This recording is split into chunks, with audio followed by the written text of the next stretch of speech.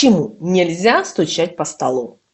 Друзья, в этом видео мы с вами поговорим о том, почему нельзя стучать по столу пальцами, нельзя стучать по столу кулаком и какими предметами нельзя стучать по столу.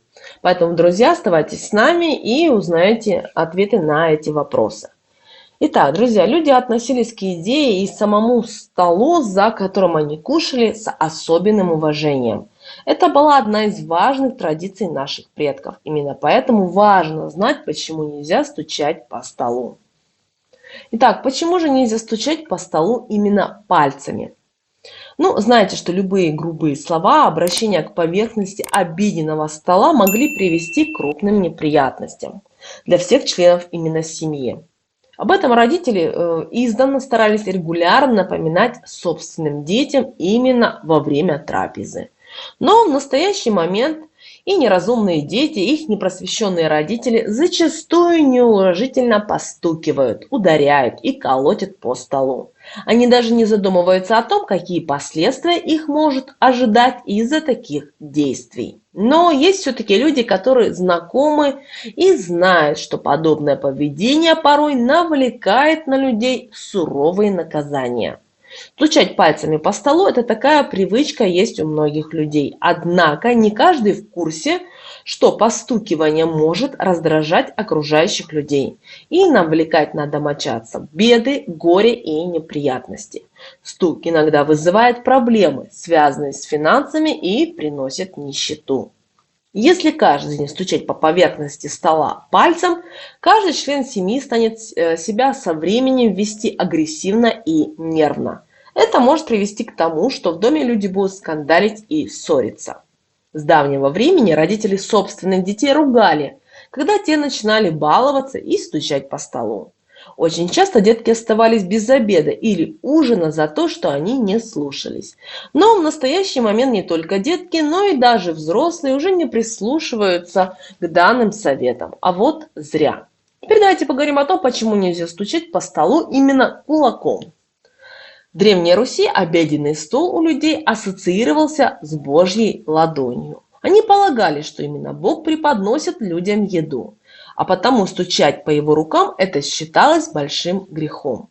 Подобное действие вгоняло каждого домочадца в бедность и могло просто отпугнуть финансовый успех. Помимо этого, подобное оскорбительное поведение прогоняло из дома домового. Если тот слышал стуки по столу, обижался, либо вообще покидал жилище. Люди и сегодня думают, что когда домовой обижается, он навсегда перестает помогать домочадцам.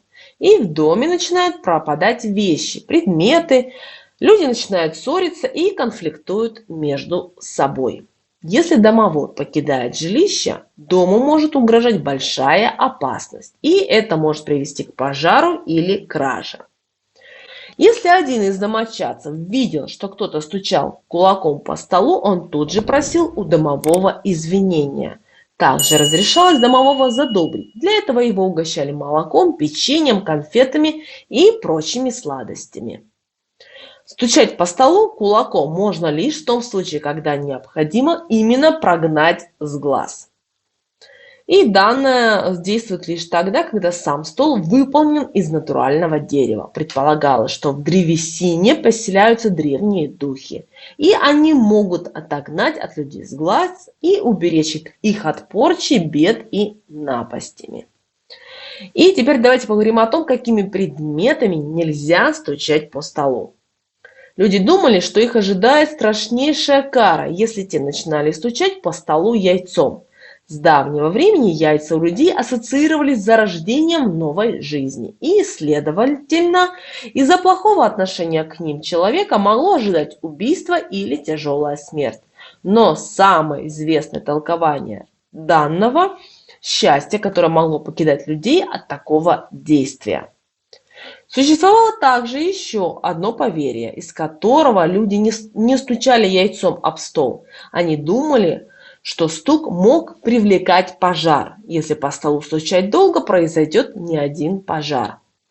Нельзя стучать по столу яйцом, тем более, если оно пасхальное, потому что человека может ожидать грех в тройном размере, ведь освященные яйца были символом воскрешения Христа. Люди думали, что после подобного действия виновник будет сильно наказан. С ним всегда расстанется успех и финансовое благополучие. Следовательно, перед принятием пищи яйцо необходимо разбить при помощи ложки, либо стукнуть об тарелку. И вообще нельзя по столу постукивать любыми предметами, будь то ложка, вилка, либо ключи.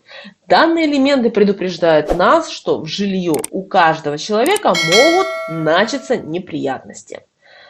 На самом деле, друзья, огромное количество примет, суеверий связаны со столом, а потому по нему не только запрещено стучать, но также класть на поверхность посторонние элементы, например, пустую стеклянную тару, бутылку, бумажные купюры, мелочь и ключи.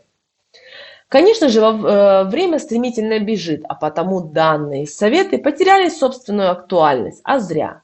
Сегодня они способны только вызвать злость у хозяев, тем более если мебель оказывается испорченная. Но люди, которые достаточно суеверны, соблюдают данные правила, и они ведут себя во время трапезы подобающе и ругают тех, кто неожиданно начинает стучать по столу. Друзья, мы надеемся, наши советы касательно того, почему нельзя стучать по столу, вне зависимости, то ли это кулаком, то ли это какими-то предметами. Поэтому, пожалуйста, будьте осторожны, будьте внимательны. Друзья, ну, с вами был канал Эзотерика для тебя. Подписывайтесь на наш канал, ставьте лайки, ну а также пишите ваши вопросы и комментарии. Ну а мы с вами, друзья, прощаемся и услышимся уже в следующих эфирах. Пока-пока!